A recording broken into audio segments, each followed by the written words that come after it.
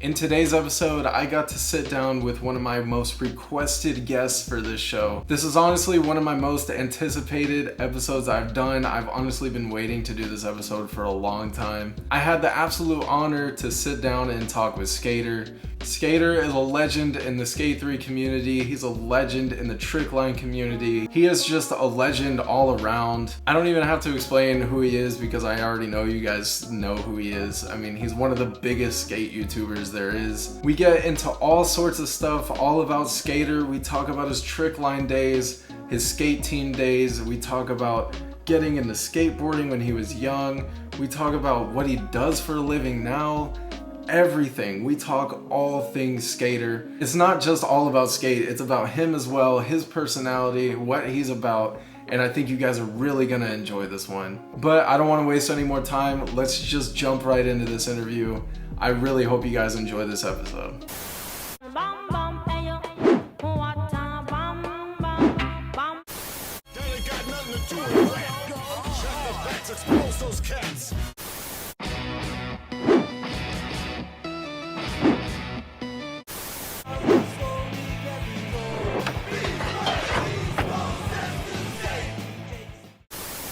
Skaterr, welcome to the show, man. How are you? I'm great. How are you, man? It's really glad to be here. I'm really glad to be here. Sorry. No, dude, I'm super excited you're here. You are one of the most requested people by far. People are always asking me to get you on here, and I'm like, I'd try, man. Like, I would love to have him on. So I'm excited we're finally getting to do this. Yeah, no, me too, bro. It's my first ever podcast, and I just want to say before we get started, like, you know, the whole concept of your YouTube channel being like a podcast in the skate community is well overdue, and I feel like, you know, you're doing something different, which is why I feel like you're gonna succeed with this. So, you know, I just want to give you my praise and give you your credit with your channel, because I think it's dope what you're doing, and you know, that's why I'm excited to be here today with you to do this podcast, because this has never happened in the skate community. You know, this is fresh, this is new, so you know, it's great to see something new go on in the community. But yeah, thank you for having me, though. I appreciate it. I appreciate it. Those are big words coming from someone like you, so thank you so much. Thank you. I'm honored. So let's get into you. Let's go all the way back. How did you originally get into playing skate? Oh man, okay. This is wow. All right, so let's go way back to, I would say, 2008. 2008 is when I first started playing the skate series, and I actually didn't even own a skateboarding game, but I played like the Skate 2 demo, you know, like how on Xbox 360, like a long time ago, how you could like play the demos of games before they came out or whatever. So yeah, I used to play the demo over and over and over again because I did not have money actually to get you know, like the game to get Skate 1. I didn't even know about Skate 1. My older brother actually put me on to the Skate 2 demo, and I fell in love with it ever since. And then yeah, I was like, well, if I love the Skate 2 demo this much, then maybe I should invest in Skate 1, right? So when I finally got enough money, I got Skate 1. And then when Skate 2 came out, I got that in 2009. And yeah, that's kind of how my journey started. You know, I didn't really start off making videos right away. Like from 2008 all the way until I'd say like late 2011. It was just all for fun, you know? I just played the campaign, the whole story mode, you know, stuff like that. So that's how I got into it, really. Dude, that's funny because I have the same story. Like, I started playing the demos because I was a kid. I couldn't afford it myself. Right. I was the exact same way. Yeah, so you could relate for sure. So. Absolutely. Yeah. So you're playing skate all these years. How do you eventually get into like doing YouTube? Did you discover like a skate YouTube community, or like what was that? What was that like? So I first got into making YouTube videos, obviously like through skate, but I can't really tell you exactly how I like actually got into it. I mean, from what I can remember, I used to watch X7 Albert actually back when he was Awesome Albert 360.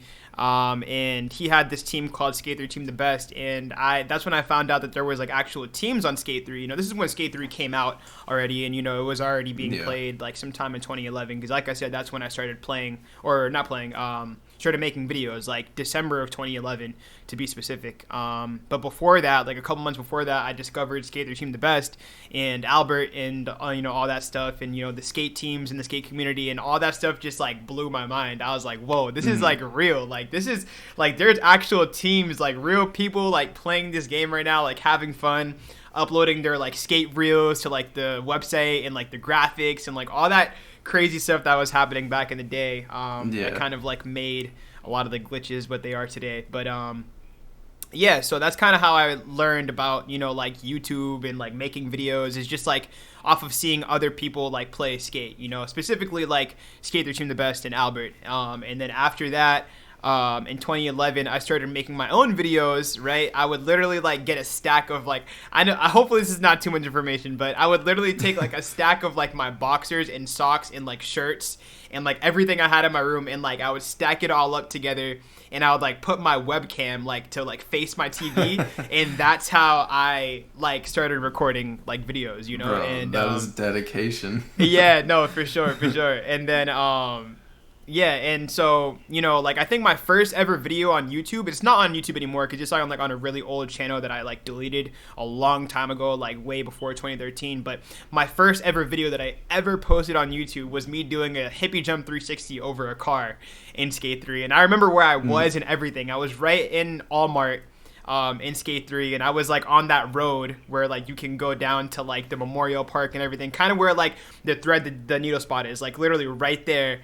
That's where I did the Hippy Jump 360, and yeah, that's kind of where my whole journey began. So I know that was like really in detail, but it's because I remember it so vividly. So, you know. No, that's exactly what I want. So wait, you posted that video. Did that video like pop off, or what happened? No. Or is that just that you just got into it from there? I just got into it from there. You know, I just kept on, you know, recording videos through my webcam. And like I said, you know, like I only did this for maybe like a month or so, because eventually I ended up telling my mom, like, yo, mom, like I wanna make videos, you know. And so she ended up getting me an HD PVR and a Blue Yeti. And that's kind of like how, yeah, like those are my first two pieces of equipment, besides like one of those really old PCs, like not even something like what I have here, but like those like box PCs that have just like the button, like, you know what I'm talking about. Like if you're like old enough, you know what I mean, what kind of PC I'm talking about. But yeah, I had one of those PCs, and then my HD PVR. This was like going into 2012, and I got that for Christmas, I'm pretty sure.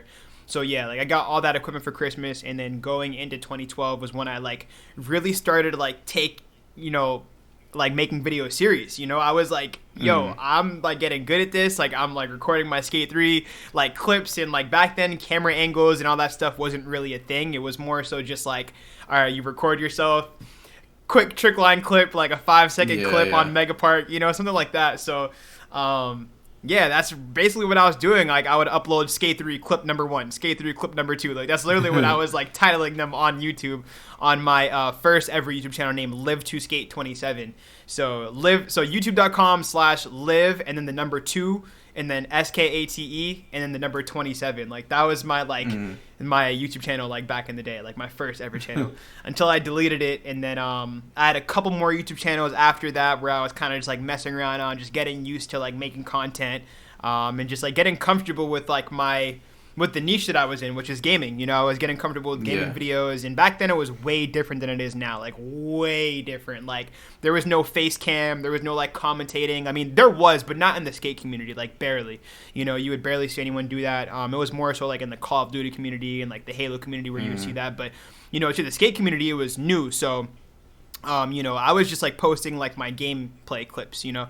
And so it was more like clips, like people doing crazy stuff and just uploading that. It wasn't like actual like commentary videos. Right, yeah. It was just like clips and like, you know, people dancing around or like just doing like little like cool things on Skate 3. Like just little clips. Like it was literally like 5 to 10 second clips of like people on Megapark, or like just doing some big trick with a lot of air or something like that. Like nothing crazy like what you see nowadays, obviously. But you know, it was definitely the start of something great, though. I can say that for sure. And I didn't even know it, honestly. So, you know. So when you uploaded the first video, you hippie jumping a car, were you already tricklining at that point? Like, how did you get into that play style? So tricklining, yeah. So I didn't get into tricklining back then. Like when I made the hippie jump video, like 360 over a car, I was not tricklining back then, but I did know kind of what it was because of Albert. You know, like a lot of like my like start kind of has to do with Albert because you know before I was his friend, I was a fan of Albert. You know, just like a lot of other people. So he was like one of the biggest people in the community back then. So you know that's kind of just like. You know, that's where my mind was, you know, like I saw what he was doing with Skate 3 and I was like, all right, well, I know I can do this too, you know, like I don't have a team behind me, but I know I can do something like this. And it's crazy how I even met Albert, you know, like he has like a huge part to do with like the start, like I said, but, you know, we have a friend named Wicked, a mutual friend named Wicked. I don't know if a lot of people remember X7 Wicked, but, we met crazy. It's such a crazy story, but me and Wicked met in a random like pub match on Modern Warfare 3, I'm pretty sure. I don't know if it was MW2 or MW3. Okay. Yeah, it wasn't even on Skate, bro, but like I remember I ran into Wicked and he knew Albert, but mind you, like I was literally like already watching Albert on YouTube, but Wicked didn't even know that because we didn't know each other, you know what I mean? So, you know, Wicked was like, yeah, like, you know, I'm about to play Skate 3, like, I don't know, I think we were like trash talking each other first, like before we became friends, like on some like little kid stuff, but and then after we got over the trash talk, we ended up playing Skate together, and he was like, yeah, I know Albert, like I'm in this team called Skaterr Team the Best, and I was like, yo, like I know that team, like I watch it on YouTube, you know? So you met this dude in Modern Warfare, and he just so happens to be on this team, and he also knows Albert, bro. And you're watching him on YouTube. Yes, like insane. That's crazy. Yeah, it's like it was meant to be or something, bro. It's insane. Yeah. Like Wicked could tell you the same story, bro. Like he'll tell you the same thing if you ever talk to him. But yeah, that's literally like how everything began with like, you know, me getting into Skaterr Team the Best and becoming friends with Albert, and that's kind of how I got into tricklining, was really just through, you know, like talking to Wicked and then getting to be friends with everyone in the Skaterr Team the Best, and then, you know, just seeing what everyone was doing in the team already, and I was like, all right, I'm gonna try this. And then when I was doing it, like I was getting so good at it so fast, and everyone was like noticing it, and like my name just started to like pop off when I like first joined Skaterr Team the Best, because back then we were like having like announcement videos, basically like every single time someone joined the team, you know, they would like post a video saying, hey, so and so joined the team, and then my name was O Skaterr O back then, so I had a bunch of spaces in between my name, and it was like O space S space K space A, just basically Skaterr spelled out but with a 3 as the E, and I only had one R at the time, so it was O Skaterr O. A lot of people might remember that, but yeah, so when I was O Skaterr O, that's basically when I started, you know, tricklining, and everyone saw how good I was getting at it, and yeah, ever since then, it's just kind of stuck to me, really, you know? So I got you. So when you were like in the early days of tricklining, I've heard people say like I don't know a ton about like tricklining or like the history of it and stuff, but I've heard people say like you kind of, I don't know if you like changed it or like evolved it. Like, did you do anything to like push forward like tricklining and like how it's done? That's a great question, and I'm really happy you asked me that, actually, because so I wasn't the one that like made tricklining or anything. I feel like the community kind of made tricklining, but Albert kind of gave it the name. You know, Albert kind of gave it the name of tricklining, and then you know, when I first got into Skaterr Team the Best, because I was progressing so fast with like my Skate 3 like skills, you know, people started, you know, calling me like the king of tricklining. I know it's kind of cringy now, but like back then I was a little kid, so I was like wearing that crown proudly, bro. I was like, yeah, bro. I was like 12 or 13, and I was like, what? I'm the king of tricklining? Like I was just so like mind blown by that, because I was actually getting pretty good. But yeah, people like say that I like evolved tricklining just because a lot of people don't know this, and I swear like on everything, like I am the first one that did the no comply flip, you know? So like the no comply flip that you see everyone doing in tricklining, like I literally like have a video on my channel. If you go all the way back to like my first ever, or I don't know if it's on my channel or like on an old channel that I have in my like watch later, because on my watch later on my main YouTube account, I have like these like old videos from like a channel that I used to have, but the videos are unlisted. And so in this specific video, I'll even like link it to you after we're done with this episode. But in this video, I literally like have me doing a clip of the no comply flip in like the slowest motion you can have in the replay editor in Skate 3, because it was so crazy to me back then. Like I didn't do anything in the no comply flip. It was just the no comply in the flip. Like it wasn't like a late heel flip or a tail walk or any of the crazy stuff you see nowadays. But like I was literally the first one that like found out what the no comply flip was. And when I started doing it, everyone was like, what? Like, how do you do that? And then people started finding like the boneless flip and like just a bunch of different ways to do like the tricklining stuff. And like, you know, because I was making so many episodes back then, it was like I was putting out so many Skate 3 like tricklining like episodes, you know, like kind of like montages in a way. And I think I had like 17 or like 18, maybe like 19 montages of like just me tricklining in Skate 3, which is why I feel like my name is also like cemented into the tricklining community, is because I just had so many tricklining montages. And that's also a huge part of like back then too, is like montages, team tages, like all that stuff was really, really big back then. Compared to like content creation now. I feel like people mainly care about content creation now, like entertainment based stuff. People don't really watch a lot of montages anymore, but back then it was crazy. You know, it was like such a big deal in the community. So I saw that it was a big deal, and I was like, let me just take advantage of this. And I just kept on making montages, and each montage I was getting better and better. The editing was getting better, the quality, all the tricklining was getting better, and everything just kept going up from there, man. It was crazy. Yeah, it was just like the like back in the Modern Warfare days when people were doing trick shotting montages. Like exactly, I remember like those all over YouTube all the time. Yeah, for sure. But how did you figure out the no comply flip? What were you doing? Like, were you just messing around, or did you accidentally do it? Like, I was literally on the top of Mega Park, like where you start out on the spot battle, and I just kept on doing like flat ground tricks. And for some reason, I don't know what made me do it, but I just did a no comply flip. And like, because I always saw that people were doing like just the flat ground like flips on the floor, right? Like, you know how you can just like flip on flat ground on easy mode in Skate 3. So I saw people doing that like at the beginning of their lines and like spot battle in Skate 3, and I was like, you know what? Let me try to do every like trick in the book like on flat ground and just try to do a flip with it, right? And so I was like, all right, let me try the no comply. And I ended up trying the no comply, and it actually worked. And that's why I was so mind blown by it, to the point where I literally like took a replay of it, and like, I recorded a replay of it, and like it was just in straight slow motion. Like it was just, I don't know. I'll show you the clip after, but like it's crazy. It's crazy. Did you get it first try, or were you like continuously trying that? No, I was continuously trying like every trick. Like I said, like every single trick I was doing, like every single trick. And like I found out that the no comply flip worked, and I was like, yo, this looks pretty cool. It's like a nice little way to start out your line, you know, and it's like a little complex. So, you know, let me just keep on doing this. But yeah. So back then you're doing the no comply flip, you're changing the game. Now where tricklining is now on YouTube, like, has it changed? Is it different at all? Like with stuff people do? Yeah, like 150%. Like the things that's being hit nowadays, like I can't even keep up with it, to be honest. You know, like I personally like don't even try at this point. Like I just, whenever I get on Skate 3, I kind of just like play for fun and just like kind of trickline and just do what I know.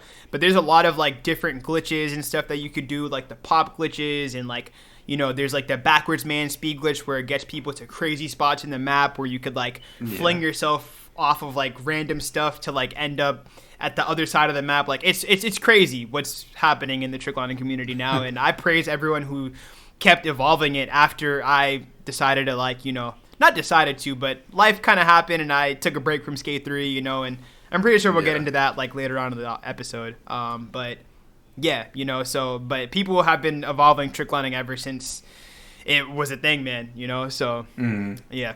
Yeah, cool. People just, over the years, just keep breaking and breaking Skate 3. I feel like there's just so many things people figure out just by breaking the game. Yeah, no, for sure. So how did you go from tricklining, uploading videos on YouTube, to eventually starting a team in skate? Yeah, so the team starting thing, it kind of happened like a couple of times actually, because I was in so many teams back like in the day on Skate 3. Like I was basically in every single team that you can think of. Not to sound like a team hopper or like a team whore or any of that, but like, you know, I was friends with everyone in the community, you know, so like everyone wanted me to be in their team and whatnot, and I wasn't gonna say no because, you know, it was a good experience, you know. But yeah, so how I ended up creating my own team the first time is so I ended up like kind of like stop being friends with people in Rise at one point, or Rise skating, and you know, after that happened, I basically ended up wanting to create my own team, you know, just because I knew that Skate 3 was still like, you know, up there. It was still, you know, like up there in popularity back in like 2015, and that's when I like first started my team. And that team was called Gear Faction, you know, like it was like Gear Skate Team at first, but then I thought that Gear Faction sounded like a little bit better. It just sounded like a more like official kind of name to me back then. So I was like, all right, Gear Faction it is. And I started the team with this guy named Shiny. Shiny, if you're watching this, shout out to you, bro. But yeah, me and Shiny, we led Gear Faction. We had basically every great trickliner, or like all the best trickliners in the community in our team. We were known as like the #1 tricklining team back then. And which was a pretty cool title. And like if you even type in Gear Faction on YouTube, like you can look at all the old like tricklining videos and stuff that we used to post. It's not really much, but like in that time period of everything, like that was my first time ever having my own skate team, because, you know, I ended up leaving Rise because, you know, I ended up like falling out with some of the people in the team, and I still wanted to be in a team. So I was like, all right, let me just make my own, because I know that people was going to want to join my team if I make one. So I was like, all right, let me just make one. And then I ended up recruiting a bunch of, you know, great trickliners, people who made great content, you know, editors, designers. Like we basically had everything we needed to run like a fully functional team back then. And it was a great experience, to say the least, you know, like it was definitely like something that I will never overlook. Like I'm going to remember it for the rest of my life, because, you know, it gave me a sense of leadership at a very young age. You know, I was like, maybe I was like 16 or 17 when I made this team. So, you know, back then I was like crazy. Leading, like a full team. And even though it wasn't anything like crazy, like a business or a company or any of that, it still gave me that sense of like, all right, well, I still need to run something and like make something happen with this, you know? So that's one of the things that I'm grateful for. But yeah, Gear Faction was a great, you know, experience for sure. And that was my first ever team. And then Gear ended up ending because, you know, I ended up taking a break from Skate 3 due to just like some in real life stuff happening, you know, just like me having a job and growing up and, you know, just going through like my... Just getting older, man, yeah. Yeah, for just sure. Life stuff. Yeah. You know what I mean, because you're, you know, So, yeah, that's kind of what happened. And, so that's where Gear went. And then I ended up coming back to the community. I wasn't in a team for a while. And then I think I joined Rise again, and then I left again. So I was in and out of Rise a lot. It was pretty crazy. I'm not gonna lie, but like I joined and left so many times. I can't even tell you like how many times in like the correct timeline of when I was joining and leaving. But that's a good little detail to put in there, is just to, you know, just for everyone out there, like I was kind of a team hopper back in the day, I'm not gonna lie. But now I'm just with Vibe Skating. So shout out to Vibe, that's my family. But yeah. So Vibe is Vibe yours? Like, is that also your team? Yeah. So Vibe, I made Vibe with my brother Tricks. I call him my brother because we've been friends literally. Like he's one of my oldest like Xbox friends. We met back in like 2012. And ever since then, like, we actually met when tricklining was first becoming a thing. And he was, like, one of the people that looked up to me, like, back then for tricklining. And, like, we ended up becoming really good friends. Like, he even came here to Boston, like, where I live, in, like, 2021. And we ended up meeting, like, in person for the first time. And it was a great experience. Oh, that's crazy. Yeah, like, that's awesome. So me and Trix, we ended up making Vibe Skating back in the pandemic because, you know, everyone was stuck in the house. So we were like, yo, what better way to enjoy this time right now than to go back to our old ways and, like, you know, just create a team and just, you know, just make videos, like, make skate content, montages, like, you know, any content videos we can come up with. And then we ended up getting, like, a pretty solid team together. And Vibe is still a solid team now, but we're just, like, kind of inactive right now because the skate community has, like, its ups and it has its downs, you know. Sometimes we're really active, sometimes we're really not, you know. So, but we're still a team. We're still a strong family, just waiting for Skate 4. So Vibe is pretty new then. Like, I mean, It's been only a few years. Yeah, it's Vibe. That's Vibe crazy. is, I didn't even know that. yeah. Vibe is definitely still a baby, but it's we have some good content on the channel though. If you guys go to the Vibe Skating channel, we have some great content over there. That's another thing I wanted to ask you. Like, what is having a Skate 3 team, like running a Skate 3 team? What does that entail? Like, are you making videos? Are you getting people's clips to make montages? Like, what are you doing? Well, so in the active times of like me, running the team and everything, usually it's just me like communicating with my team every day. I feel like as a leader, like you need to be communicating with your team, because it's very easy to lose motivation for something, especially like Skate 3, where it's been out for so long and everyone that's in the team has been playing it for so long, to the point where it's like we need to motivate each other. That's kind of like how we've even made stuff happen in the past. We just kind of talk to each other on Discord, and we always hop in VC, and we're always trying to like brainstorm different video ideas, or get a team Taj together, or get like a live line together, or just get some sort of montage or content together. I feel like when all of us come together in like our team meetings that we used to have, because that's also what I used to do as well. I used to run like monthly team meetings where I'd like just meet with the team like every like 3 or 4 weeks, and like I would just talk to them and just say, hey guys, like what are we doing? Like what are what's next? Like just trying to figure out the next big project that we could work on all together as a team. And then in the middle of all that, just like put out our solo content, like the solo montages, solo like content creation videos, the road to a Tricklining videos, stuff like that. So yeah, but it definitely is a lot of work to run a team, for sure. It's very time consuming, and I would say that if you have a lot of stuff going on in your real life, then Skate 3 or running a Skate 3 team wouldn't be in your best interest, because it takes up a lot of time. If you want to make it successful and you want to actually bring the team somewhere, it's like and actually do something with it, then it's like you have to put that time in, and you really got to have that passion for it, bro, because if you don't have the passion, then it's like it just makes it that much harder, so yeah, I feel you. Yeah, and especially like once you're getting older, you got a job and stuff, it's probably a lot harder to keep track of all that stuff. Yeah, kind of keep up with it all. yeah, definitely. So you said you guys are waiting for Skate 4. I mean, what's the plan for Vibe when Skate 4 comes out? Have you talked about it, or are you just waiting? Well, we've talked about it here and there in the past, and like there's been people that have been in Vibe before that's not in Vibe anymore that's talked about it. So like obviously plans have changed a lot, but for the most part, we're mainly just like waiting for Skate 4, because we know that is like we can capitalize off that like really well, as being like a Skate 3 team already, and already in the skate community, already established, and like with me leading the team, I feel like Vibe could definitely have a very bright future if I just like kind of put my mind to it, and if everyone else in their team puts their mind to it, because it's obviously a team effort, and it's just up to me to keep everyone motivated and to keep everyone pushing, along with like my other like leaders. Shout out to Xylor, Sunny, those are also people that help me out with Vibe a lot as well. So yeah, shout out to those two guys. I really appreciate them. And they're actually the people that really keeps Vibe going right now to this day. Like without them, like I'm way too busy, honestly, like with just like work in real life and just like trying to manage my YouTube stuff, to the point where like Vibe gets kind of hard to keep up with. So Xylor and Sunny are the other leaders of Vibe Skating, and they also help me out a lot with like keeping everyone motivated to like still make skate content and like still put stuff out and stuff. So yeah. Well, that's good that you got them to help you out at least. Yeah, for sure. While you're too busy. Yeah. Let's switch over to Skate 4 though. I want to talk about it. First of all, how did you feel when it was announced? Dude, I literally have my like reaction on my channel. Like if you type in like Skaterr Skate 4 reaction on YouTube, like you could literally see, bro, I'm literally crying. Like I'm literally crying about this game being announced.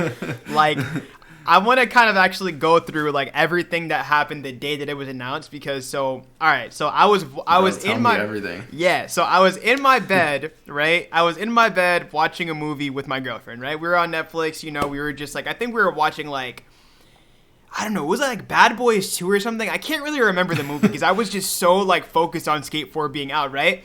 But it was right before she was about to leave my house, and I was going to hop on my setup just like any other random day, right? and my phone literally starts going crazy. Like when I tell you my Twitter notifications were like popping off, bro. Like so many people were like tweeting at me, yo, Skaterr, skate 4. And I was like, what the hell? Let me go on my phone. And I go on my phone, bro. And I swear, bro, like tears just started pouring out of my eyes. I was like, this cannot be real. I was like, let me lay back down and make sure that I'm not dreaming right now. Okay. Like, so I literally went back in my bed. And I told my girlfriend, I was like, yo, like, hold my phone for me, okay? Like, hold my phone, because if this is real, I want you to, like, record me, like, because this is insane, right? So I laid down. I literally, like, laid down. And because I laid down, my hair kind of got messed up. So in the video of my reaction, you could literally see me, like, fixing my hair in the video because I was just got done laying down, and I didn't want to look crazy in my Skate 4 reaction video. But when I ended up getting back up, because I was that dramatic about it, I was like, yo, this is actually insane. Like, I just, like, my whole reaction is on YouTube, so I don't really have to explain it from here. Yeah. But, yeah, I was literally just, like, so in shock, bro. Like, it was just any other random day. What was it, like, June 18th or something, 2020? Yeah, it was June. It was because the EA Play was happening, and that's what they ended it with. So you weren't watching the event. No, I was just chilling. Yeah, that's crazy. Yeah, I was chilling, and the only way I found out was because my phone started going crazy on Twitter, and I was like, "Yo, what the hell?" Like, and like I knew about the EA Play, like you know, the stream and everything, and like all the, you know, like the event and stuff. But like I was just like, all right, they're probably not gonna announce Skate 4 again. I was like really doubtful, to be honest. Like, to be completely honest, I really was. There was so many years where it was like, oh, they might announce it, and then nothing. So yeah. Yeah. So, you know, that's why I kind of just decided not to watch it. But at the end of the stream, like, I don't know, man. Like, I feel like my life changed, because I was like, yo, this is like, not to sound dramatic, but like to say that like my life changed, but like, you know what I mean? Like, just my whole, like, perception of YouTube and, like, my channel, like, you know, because before Skate 4 was out, or, like, even got announced, like, I didn't really have a lot of high hopes for my channel, you know? I was like, damn, like, what am I going to do to revive this? Like, how am I going to continue, like, the Skaterr brand, you know? And, like, that's also why I was super emotional about Skate 4, because, you know, I take my YouTube stuff so serious, bro. Like, when I tell you, like, you know, we've been talking about it this whole time, but I started making videos back in, like, 2011, and, you know, it's 2023 now, and I'm still making videos to this day, and, like, I'm still super passionate about it, and, like, I always got really down on myself to, you know, just not to get too serious right now, but just to be completely, yeah, like vulnerable and honest with you guys. You know, it's like I was always really very doubtful with my channel before Skate 4 got announced. Because I didn't know how I was going to, like, continue it, you know? I was like, damn, what am I going to do? I can't play Skate 3 forever, you know? Yeah, because it's like Skate 3 is just, like, a dead end at this point. Like, right, yeah. Nothing's happening with it, so. Yeah, exactly. So, you know, that's why I was just like, damn, you know, sometimes I would actually get really sad and, like, in my feelings about that, because I'm just so passionate about, like, being a content creator. And, like, gaming has always been something that I've been on, you know? Like, this is how I started, and I always try to like, stick to my roots just so I could, you know, like, say that I've been here for a while, and I have, you know, and, like, that's why I never gave up, even though I took my little hiatuses and, like, I had, like, little breaks in between. Like, I always came back to Skate 3 because it's always been, like, my number one favorite game. I've always came back to making, you know, content because it's, like, my number one favorite thing to do in my life. Like, besides working out, because I feel like working out is, like, my number one favorite thing now, but, you know, content creation is, like, you know, it's, like, right there with it, you know what I mean? So, yeah. Yeah, I mean, you've been doing it forever. You can tell you're definitely passionate about it. Yeah, bro. So before Skate 4 was announced, did you have, like, ideas of what you were going to do with the channel? Like, were you going to just switch gears and just do something completely different? So I always had thoughts of, like, doing, like, real life skating videos, and I'm still gonna do that now, because I actually, like, my last video, I unboxed and, like, put together like a brand new, like, skate setup or whatever.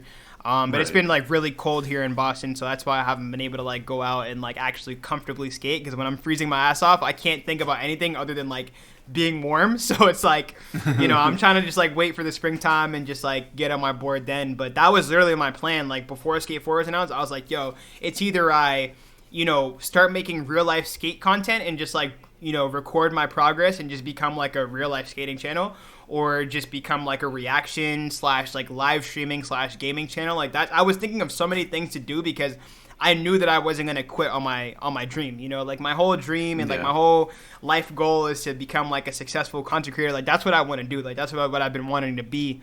since I was a kid, you know, and it still sticks to this day. Like, I still want to be a content creator. I still want to be a streamer.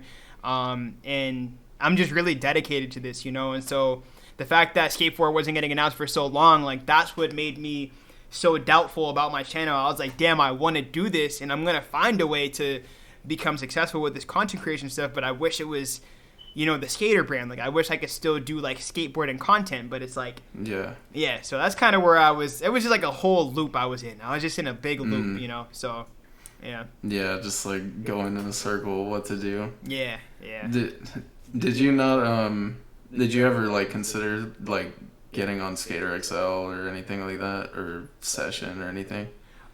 So I definitely did, but because my channel was known so much for Tricklining and Skate 3, it was really hard for me to make that switch, especially for my audience, because my audience mainly likes to see me play Skate 3, you know, or like Trickline and Skate 3, you know, that's kind of what I'm known for. So that's kind of what I was thinking back then, like before Skate 4 was announced, and, you know, when Skaterr XL first came out and when Session first came out, like, you know, I was like, yeah, I could do this because it's, you know, they're skateboarding games and everything. And I've even tried making like some Skaterr XL content in the past. Like, I have maybe like 2 or 3 videos of Skaterr XL on my channel. Yeah, but like I just never really fully got into it because I just knew that I had like a Tricklining audience that didn't really care about like realistic kind of skating, you know? Yeah. So that was like my whole dilemma right there. I was like, damn, how am I going to make this switch from like a Tricklining audience to like a realistic street skating, strictly like real skateboarding audience, you know? Like it was hard. That makes sense. Yeah. Yeah. I think you doing IRL skating even now would pop off though. I think people would love to see that. Yeah. I'm really looking forward to the weather warming up a little bit here in Boston so I could get outside, because my board is literally just sitting in my trunk, and I've only rode it like one time, and I tried recording myself, but it was so windy outside, bro. Like, and you know, if you skate in your life, like, you know, like how it is to skate with wind, bro. It's literally the worst, especially when the wind is pushing against you. Like, it just makes skateboarding so much less enjoyable. So yeah, that's kind of weird, man. Do you have a history with skating in real life? Yeah, that's a great question. So a lot of people always ask me, because my name is Skaterr, a lot of people always ask me like, yo, do you even know how to skate in real life? But that's a great question. I'm so happy. You're asking all the right questions right now. Thank you so much. But, thank you. But yeah, so so I started skating like on a real like actual skateboard in real life like back in like 2012. There was this like little side street like next to my house, and it had like a small little like gradual hill that I was always so scared to go down. Like, dude, when I tell you like this hill is not steep at all, it's literally the most gradual hill. It's not even a hill, dude. It's like a little like, it just kind of goes like downward more as you keep going down the street, and it's like a one-way street too, you know. So when you get all the way to the end, it's like a dead end. So it was like the perfect place for me to skate or like learn how to skate.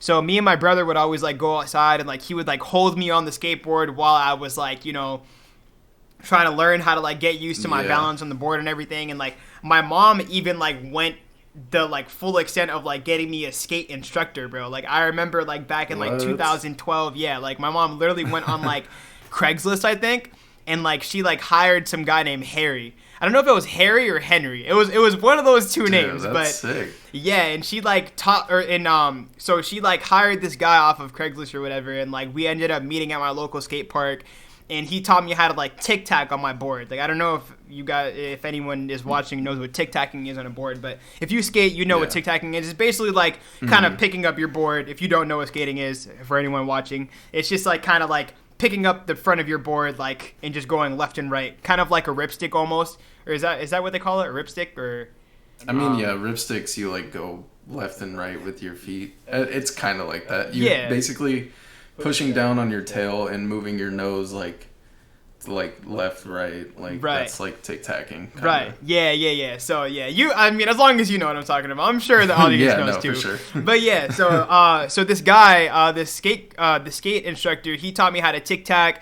And he was trying to teach me how to ollie, and I definitely like busted my ass a few times. Like I fell and I was crying and I was hurt because I forgot to mention this before I even started telling the story. But back then I was very, very, very, very chubby. Like way, like literally, like I was overweight for my age. Like at that point, like honestly, really? Like it was pretty crazy because my mom even brought me to the doctor one time because she was like concerned if I like had diabetes and stuff like that. Like that's how big I was. It was kind of crazy. So in the midst of me going through that whole like change with my body and like just becoming more active with myself off of just like learning how to skate, you know, like I busted my ass a few times and it hurt like hell because you know when you're like a heavy kid, it's like, you know, it's hard not to, you know, whatever. So yeah, so you know, like anyways, going back to the skate instructor, you know, he kind of just was very patient with me. He's a really great guy, and I wish I still knew who he was to this day because I wish I could tell him, like, thank you for what he taught me because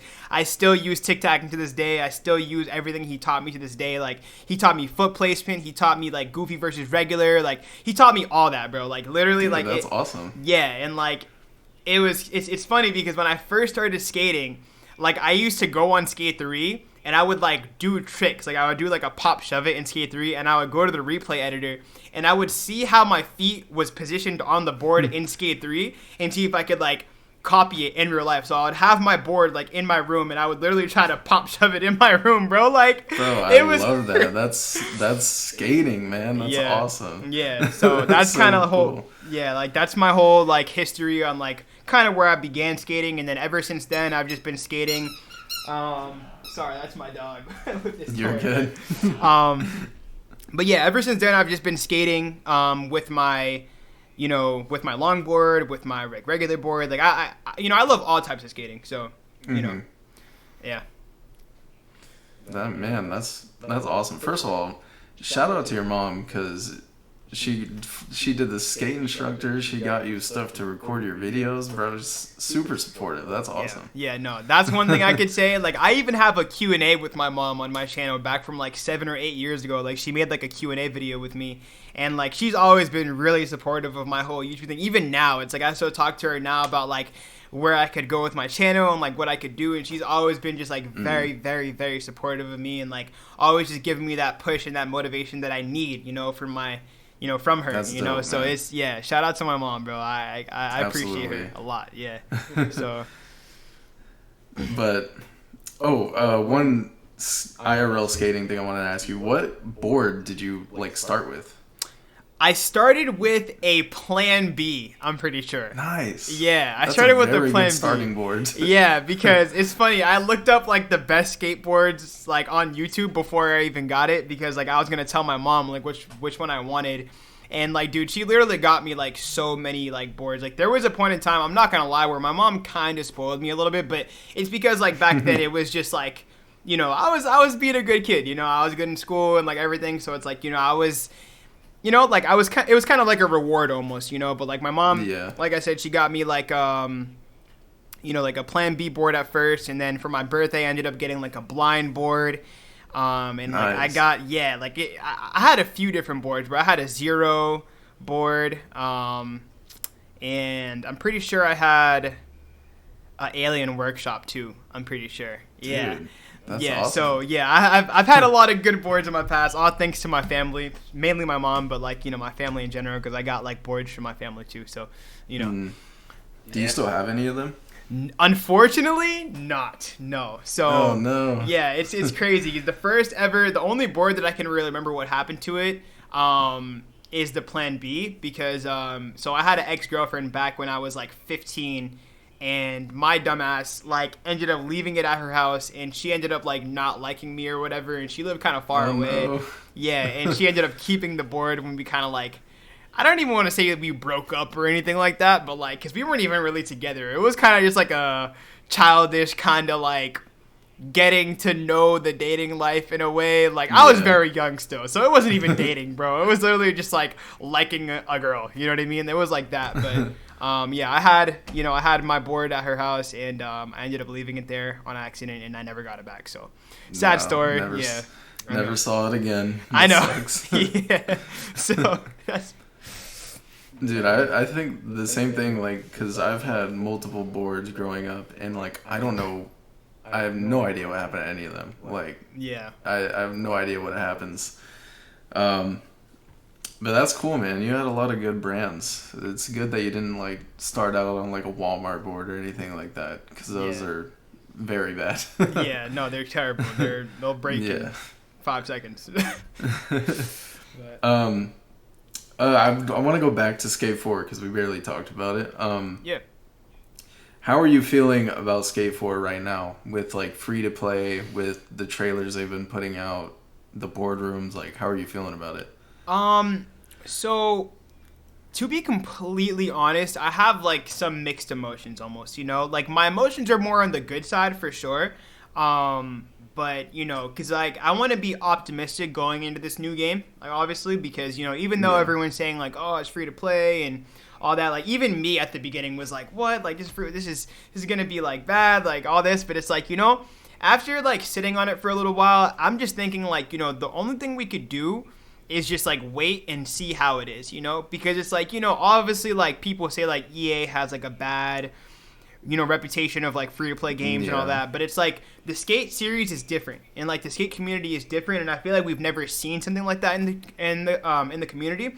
So I feel like just us waiting it out and just like seeing how it all turns out, I feel like is just kind of where my mind's at right now. I don't want to have too many negative thoughts on it, because going into it with negative thoughts is just honestly the worst way to go in my opinion. So I just try to like be as positive as I can about it, and just all the free to play and like the microtransactions and stuff like that, like all that stuff is new. So I'm just gonna wait it out and see, but just wait and see. You don't want to make your mind up too quick. I feel like people see free to play and they immediately are like, oh, this game's gonna be trash. Right, yeah. And it's ridiculous. I'm like, damn, let's give the team a chance first. Like, right, yeah. I agree, man. I mean, and they're doing their thing too. Like, just from what we've seen so far, like it's great. Like aside from like what I just said, like I just I love how it's coming out so far, and just I love how they're letting people play test the game even. Like that's really cool. Just kind of like having everyone be a part of that experience of like making the game. I feel like that's what's also going to make it really good, because if they're doing exactly what they're saying they're doing, like taking our word for like things that we want to see, then how could it turn out bad? Like I'm pretty sure they're seeing our requests. Like they're very active on their social medias. They're updating us with boardroom episodes, and they're keeping us in the loop. Exactly what they're saying. So I feel like that's just kind of like where my mind is at also. Like they're listening to us, and if they're actually listening to us, and they're gonna give us what we want. So yeah, I mean, exactly. And like I feel like a lot of developers for games, they always say like they're listening to the community, but like I feel like they are actually like listening to us. Like, dude, the Skate channel like comments on my videos. Like they just watch my channel. Like what? Yeah. It's crazy. Like no developer is doing that. Like they're actually listening, and I think that's why this game is gonna turn out good. I have good feelings about it. Same. The free-to-play stuff is a little worrisome at first, but the more I think about it, I'm like, I think this will work. Like, I think it could be really good. Yeah, no, for sure. Same. Like, it's going to be, it's definitely going to be different, but, I'm excited for it. All in all, like, we've all been waiting for this for so long. It's been such a long wait, even since they announced that it was a thing. It's been 3 years, so I'm just excited to see what they do, man. That's really all I could say is just like I'm excited to see what they do. So yeah, there is one thing I wanted to ask you about Skate 4 is tricklining. Do you think that is going to be actually implemented into the game? You think they're going to make it to where you can't trickline? What do you think is going to happen with that? So from how it looks right now, currently, from what they're showing us, it really looks like tricklining might be in the game, but it might be different than Skate 3. Not might. It most likely will be different than Skate 3 because, I don't know. I feel like if they were to make the exact, I mean, obviously they're not going to do this, but if they were to make like, similar physics to Skate 3 and all that, I feel like it would just be kind of like a step back almost, but I feel like what they're trying to do is like, make some progress here, and I feel like, tricklining might still be in the game with all the, like, offboard animations that we've seen, like, all the, like, swinging and all this, like, all that stuff is going to be great to, like, put into lines, and I don't even know if it's going to be called tricklining at that point, but, I feel like there's going to be some form of, like, arcade-style type of, like, gameplay for sure, and then there's going to also be that realistic type of gameplay, and hopefully they also have, difficulties as well. I don't really know too much about that, but if they have difficulties, I feel like that'll also, encourage a lot more people to play it for different reasons, you know, whether it be arcade or realistic or stuff like that, you know. Just like Skate 3. Like, a lot of people play Skate 3 for realistic, and then some people play it for tricklining, competitive, and yeah, so. I have talked to people about the tricklining being in the new game, and it seems like the only problem that you run into with tricklining being in it is when you go into, like, online lobbies and say, like, I don't trickline at all. I just skate, like, realistic. I just play the game, like, normal. Yeah. So if I get into a lobby and I'm trying to, like, spot battle and someone's tricklining, they're going to destroy me. So it's like, I don't, like, or, like, what is it called? The comp, like, flat ground, like, spamming tricks. Yeah, like, play like style. Yeah. It's like, so that's the only thing that people are bringing up to me, and they're like, I don't know how that's going to work. Like, do you know how they could get around that? Or is there any way around that? I mean, I don't really know, man. That's a great question. I really don't know. I mean, I would say, like, it would be cool if they could do, like, you know, spot battles, but for certain, like, difficulties, you know? Like, same thing what they do, like, on Skate 3, for example, you know? So, like, how you could, like, set the difficulty at, like, hardcore. I feel like that's the only way that you could, like, actually... But then there's going to be those people that still want to play in easy but not be versing trickliners. So, like, that's also... Yeah, exactly. Yeah, so that's... See, it's hard, man. I don't know. I don't even know how they're going to do that. That's a great question. Yeah. I've been trying to think of how they could solve this, because I think... Personally, I think tricklining should be... I think anyone should be able to play however they want to play. Because that's just skateboarding. I feel like you should just be able to express yourself how you want to, but it is kind of hard when it comes to, like, competing against other people. Yeah. And even if they did something like, oh, this is like a tricklining lobby, like, you're gonna have people, or if it's like a realistic lobby, you're gonna have trickliners go in there and, like, troll and stuff. So I don't know how it would work. Yeah, no, same. But, I mean, let's hope they make it equal for everyone, though, because, you know, we don't want people, you know, having a hard time with just trying to have a regular spot battle game, and we, you know, they're running into crazy trickliners and all that, so. Yeah. So I'm going to switch off of skate now. I want to talk about just you. What else do you do, man? Well, okay, so besides, you know, Skate 3 and besides, like, all that stuff, you know, gaming and everything, and YouTube, I feel like I've talked a lot about YouTube. YouTube's honestly, like, a big part of my life, you know? I feel like, you know, like, every day when I wake up, like, this might sound, like, crazy to some people, it might sound unreal to some people, but I literally always have YouTube on my mind. Like, I always think about, like, man, what if I just set up the camera and just start vlogging right now? You know, just, like, vlog my day, and I always have those, like, little urges and those little thoughts, and that's kind of like also what I was gonna lean towards if Skate 4 didn't come out. And I did start doing that a little bit in the pandemic as well. Really just like vlogging my life, and I had it on a whole different channel than like my main like Skaterr channel. But you know, yeah, that's what I do, bro. You know, I just, you know, I like to vlog, I like to make content, I like to work out. If anyone follows me on Instagram, you guys know that I'm really into calisthenics. If you guys don't know what calisthenics is, it's basically like a form of, you know, working out, but just like with your body weight instead of like weights.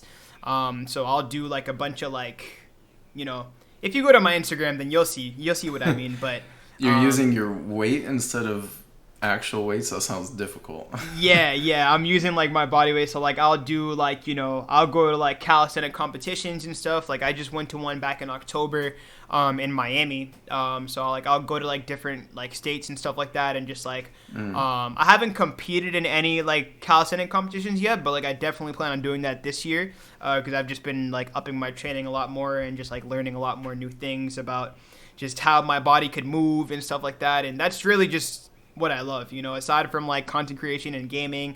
You know, I love like working out, you know, specifically calisthenics, but jump roping is cool. And as far as what I do for a living, I feel like that's mainly what people are like probably like wondering, but I feel like I don't really talk about it that much. But I'm actually I work at a swim club, you know, so like I'm a swim instructor. I'm a swim coach, and like I'm also like a manager at a pool. So like I pretty much do everything at the pool, but it's all like in aquatics, you know. So like I do like I teach people how to swim basically, you know. I teach adults how to swim, kids how to swim. I teach, you know, like swim teams and stuff like that. Like I'll do, like I literally, like if someone doesn't know how to swim at all, like I can teach them how to swim in like a month, you know, and like have you comfortable in the water. And I feel like that's pretty fulfilling for me, because, you know, aside from like going to work and getting paid for it and stuff like that and just like getting a check, you know, it's cool to, you know, like have that fulfillment of like teaching someone such an important life skill, you know, because a lot of people don't really think about how dangerous water could be if you don't know how to swim, you know. And oh yeah, for sure. Yeah, like even if like you don't want to become a competitive swimmer, if you don't want to like swim any laps or anything, it's at least essential that you know how to like tread water and you know what to do if you were in a full body of water, like in the ocean or in a deep pool, just so you don't drown, you know, because drowning is probably one of the scariest ways to die. You know, I don't want to get into any of that negative stuff, but yeah, you know, that's really just what it comes down to at the end of the day. Like if you don't know how to swim, then that's what's going to happen. So that's kind of what I do for my job. I just Dude, that's cool. How do you get into that? Like, how did you end up there? Like teaching people how to swim. Did you like swimming before then? Yeah, so I've been swimming my whole life, man. I've been swimming since I was like 10 months old. My mom, like, she put me in like a tiny tots kind of like swim class. And I usually tell people like I started swimming at 1 just because people don't really believe whenever I say, 10 months. But like my mom was literally like had me in lessons when I was 10 months old. Then when I was 1, I kept on going up until I was maybe like, I'd say like 3 or like 4 maybe. And then after that, I would always go to like my local YMCA with my like older brothers and stuff. And like we would all like go to the store, grab some like cheap little goggles that we could wear at the pool. And like we would all just go swimming. And I would always be the one, like my older brothers would like know how to swim and tread and all that. But I would always be like the little kid that didn't know how to swim, that was always holding onto the edge of the pool and like just like trying to get to the deep end with my brothers. But I was always too scared to go because I knew what would happen if I went over there like in the middle of the pool. So yeah, and eventually I just got a lot more comfortable with my swimming abilities, and like I just kept on swimming all throughout my life. And then when I was about 14 or 15, my older brother was a lifeguard for the state of Massachusetts, and he was like, "Yo, like you should get, you know, a job as a lifeguard. You know, like, you should go into lifeguard training next year or whatever, because you have to be like at least like 15 or 16 in order to become a lifeguard. So, or at least in Massachusetts." And so, you know, when I turned 15, I ended up going into lifeguard training for about 6 months. And then after that, I became a lifeguard on my 16th birthday. So it was like June 27th. Oh, nice. It was like the day that I turned 16. I started my first day of work ever. And then... Dude, you're 16 and you're overlooking a pool? Yeah, it was... like, people's lives depend on you if, like... it goes down? Yeah, it was pretty crazy. That's crazy.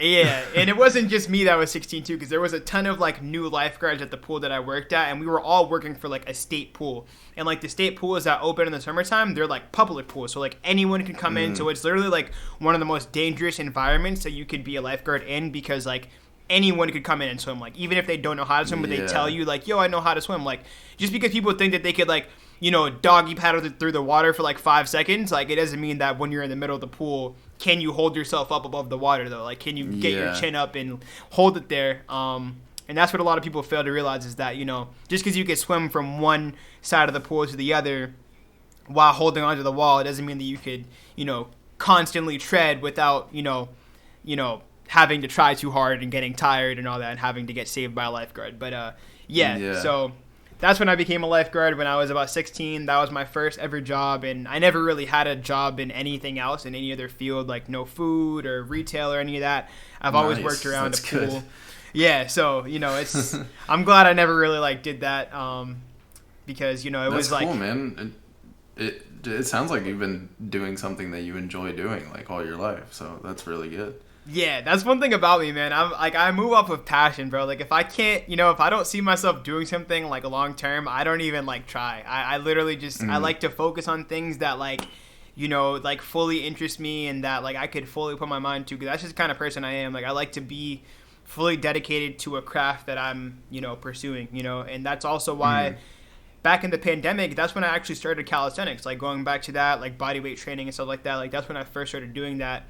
And ever since then, I fell in love with it. I love that I could like learn new ways, to get like strong and, get nice and like flexible in my arms, and just so I'm not like injuring myself, especially because I'm a swimmer, so it's good to do like body weight stuff. So yeah, a lot of people don't really know that about me, but I am a swimmer, and I do teach people how to swim, and I've only had a job at a pool ever since I was 16. That was my first job, and I'm still working at a pool, so. That's dope. You seem very self-motivated, like you're like a very positive, self-motivated person, it seems like. Oh, yeah, for sure, man. I mean, I'm not going to lie. I could be kind of a loner at times, and like, a lot of times I don't really talk to a lot of people. And maybe that's not like the best way to go about like, things, because especially like the field that I'm in with being a content creator, like being like, like networking and stuff is very important. And I feel like I could definitely get a lot better at that, with just being more communicative with people. That's one of my things that I struggle with, is just like staying in contact with people. But, in the middle of all that, I do like to keep myself motivated. And I feel like it's just from what I've been through, like anything that anyone out there is like going through, and if it's like a bad situation, I just want to put this out there right now, like just real quick, like if you're going through something, like just best believe that it's going to build you into a better person, like never look at a bad situation as like something that's holding you back or holding you down. Like anything that you're going through, whether it be good or bad, especially bad, just take it as like a lesson in life, like that's literally how I look at things. And I just try to have the most positive outlook. Like the worst thing can happen, bro. Like I remember a couple times, like I've gotten into car accidents like multiple times, and like not to sound like bad or whatever, it hasn't always been my fault. But like in the times that I've gotten into a car accident, I could use this as a perfect example. Like, I'm like, all right, damn, I just got into a car accident. Now my car is messed up, but I'm still here, like that's what I always think. I always have that positive but is always going to be in my mind, because that's just kind of what I like to focus on, like I'm like more like a problem solver than anything. And I just hate to focus on the problem. I like to just focus on a solution and just like stay laser focused on just like becoming a better person every single day. Like if I'm getting like 0.5% better every day at whatever I do, then that's like good enough for me, because I'm just taking it day by day is the best way to go as well. So that's just kind of, these things get very deep with me, and that's I don't really talk about it a lot. So, I love it. You're inspirational, man. You're like pumping me up. Like I want to be a better person after talking to you. I appreciate, I'm honored, bro. I appreciate that. Like I'm, and I even talked about this on one of my live streams, like a couple like lives that I did ago. But I talked about like how every single morning when I wake up, like I have like a morning routine, where it's like, and sometimes I'm not perfect, so it's not like every morning I'm doing this, but like most mornings throughout the week, I'll wake up and like, I'll go and like splash water on my face, brush my teeth, do whatever I have to do to like get awake and just like get my mind right. And then I'll literally sit there and like, whether it be on like my notepad on my phone or like on an actual sticky note, because I have like some sticky notes in my bag that I carry everywhere with me, like to work and stuff. I have a sticky note that I keep in my pocket, or sometimes I'll just like write it down on my phone if I don't have my sticky notes on me.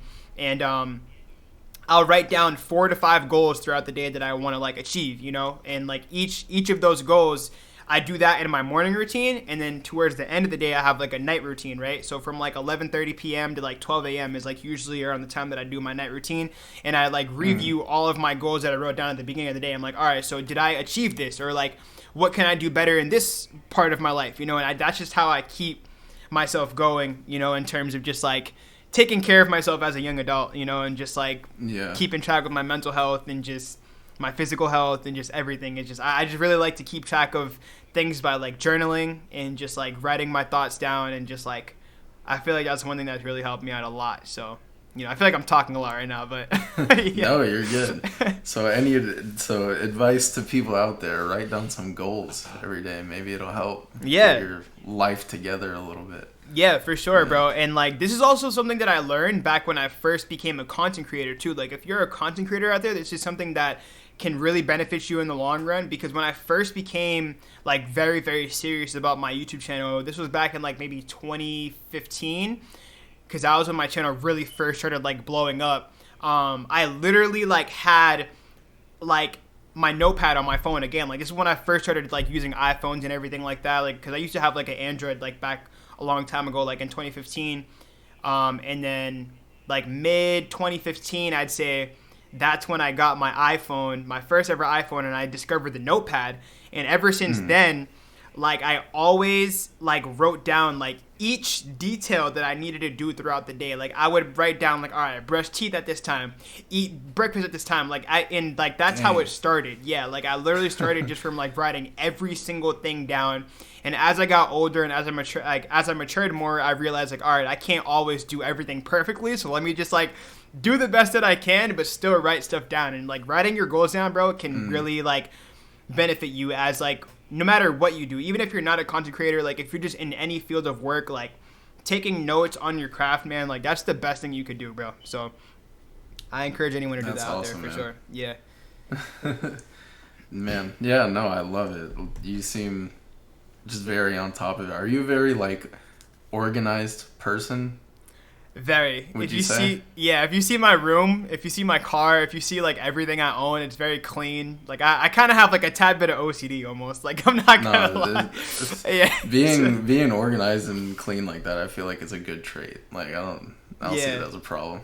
yeah, for sure. No, I'm definitely like a neat freak for sure. Like I'm like I love organizing. Like I'm very good at like just organizing things, like whether it be like physical stuff or things in my head or just like problem solving. Like I'm just very like good at that stuff because of what I've been through. You know, like I've been through a lot of hard times that I don't really talk about on YouTube, but these things have happened like over the past like years that I have been doing YouTube. Like in my little like breaks from YouTube, like I would be going through some like tough times in life, you know, and like that's the times that I really learned the most about myself and about like how life works and just like how to become like a functional young person, you know, like because I mean I'm only 24, so I'm not like super old, but I'm not super young, you know. But yeah, so yeah, just me being 24 years old, turning 25 this June. You know, it's just I've learned so much in this last like 10 years of my life. Like it's crazy. So dude, I feel like most 24-year-olds are not like you. They're not organized. They're not built like that. Yeah, no, I try, man. I try my best, dude. Like I mean, it gets tough sometimes because, you know, the motivation's not always there, but that's when the discipline really comes into play. Like just doing things when you don't feel like doing it, it really builds character. It really does. So man, well that's great. I want to start wrapping it up. Yeah. But I want to talk to you about your merch that you're gonna come out with. Yes. I want you to plug this. Yo, let me just tell you are the best host, bro. Like, shout out to you. Like, you're doing such a great job at what you're doing, man. And I'm gonna keep praising you, bro. And I really hope, like, I know I said this at the beginning, but like, you are just killing it right now, dude. Like, thank you so much. But bro, I appreciate it. Yeah, no, for sure. No, I appreciate you, you know, reminding me about my merch because I'm actually wearing my merch right now. And this is the tie-dye Skaterr hoodie, and this is actually going to be dropping on April 3rd. If you guys didn't know, it's going to be my first ever official like merch drop like ever. Like I've tried doing merch in the past, and like it's been kind of with like crappy like, you know, companies or whatever, to where I couldn't really like make anything like good, and I didn't really have a plan, like a plot for my merch, you know. But like over the past like 3 months, I've been working very, very hard, day in and day out, like literally every single day. Like even when I feel tired, like I've literally fallen asleep at my desk like multiple times, like trying to like work on this merch line, because it's all about just like getting the designs together and just like making sure everything is perfect. And like, again, this is where my OCD comes in, where I'm like, okay, I gotta make sure everything is just like on point, you know. Like, so that's why I wanted to spend as much time as I've been spending on it, because, you know, I just, you know, I'm very passionate about my clothes. I'm very passionate about my brand, and like, you know, I'm very passionate about just like being a YouTuber in general. Like, it's just like, like I just have this burning passion of just like, you know, like on some like Mr. Beast stuff, you know. I don't want to become a content creator where I'm just like, oh, like I'm just, you know, in it here, just trying to make a little bit of money. Like, no, I'm trying to like inspire people. Like, I'm trying to help people in the world. Like, I'm trying to get people on track with their goals. And like, that's kind of where I'm at right now with my thing. So, you know, I feel like with me making merch, it's been a huge like learning curve for me because I've never made merch before, and so this is why I've like spent so much time on it. And I decided to drop it on April 3rd because that is actually the 10-year anniversary of my channel. So I made my channel on April 3rd, 2013, and it's about to be April 3rd, 2023. And I was like, yo, this is the perfect opportunity for me to like drop my merch and just like let people know about it. So, that's why I said I appreciate you for, reminding me about that, because I was honestly not even thinking about that, even though I'm wearing my sweater right now. But on April 3rd, if you guys go to shopskaterr.com, you guys could go and cop my merch. Or if you don't want to cop anything, you could definitely just take a look at it and just see how it looks. I think I'm very proud of it. Like I'm genuinely proud of it, and I just can't wait to see what everyone else thinks about it as well, because it's my first time ever doing this, and I'm kind of nervous a little bit, but my excitement is kind of like killing my nervousness off. You know what I mean? So, my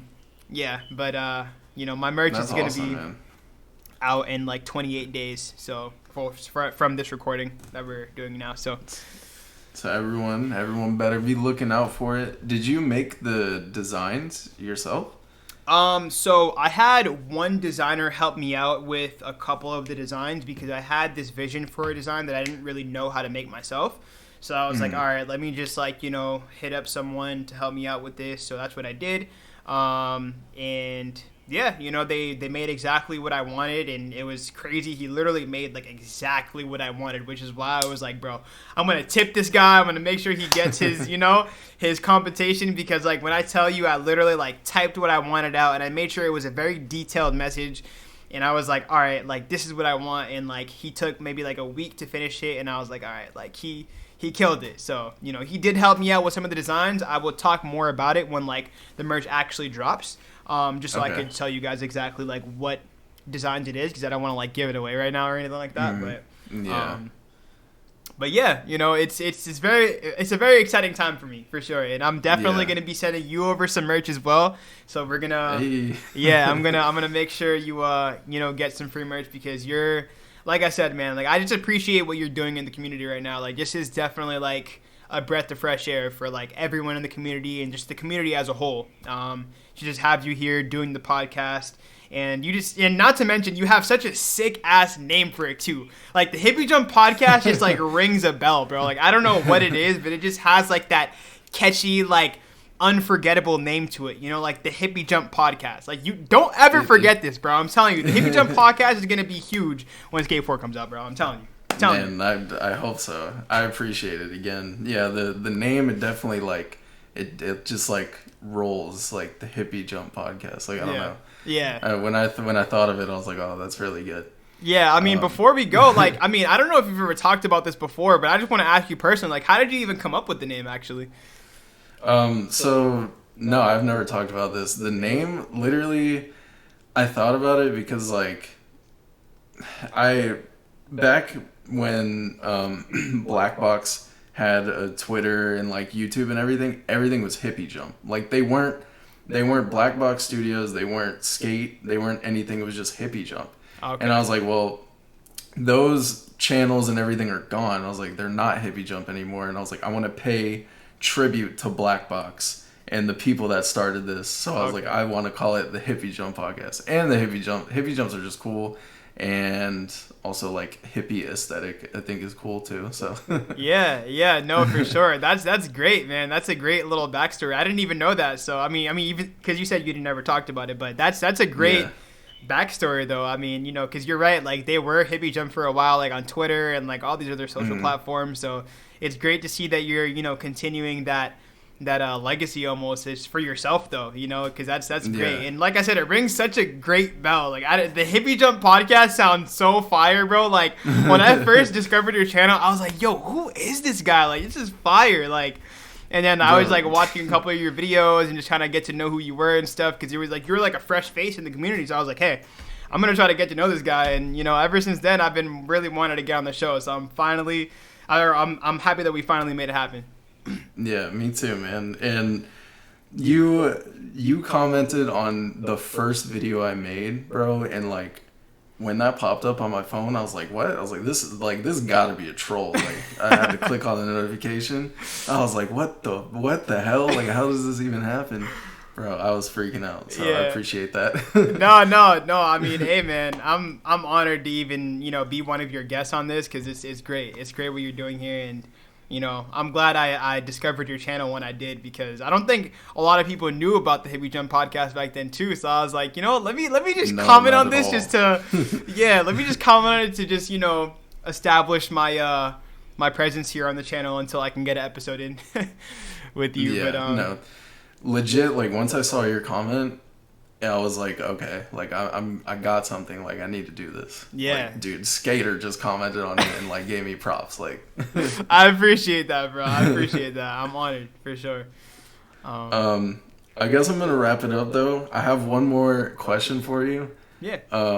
I learned when I was watching your stream last night that you love fruits, right?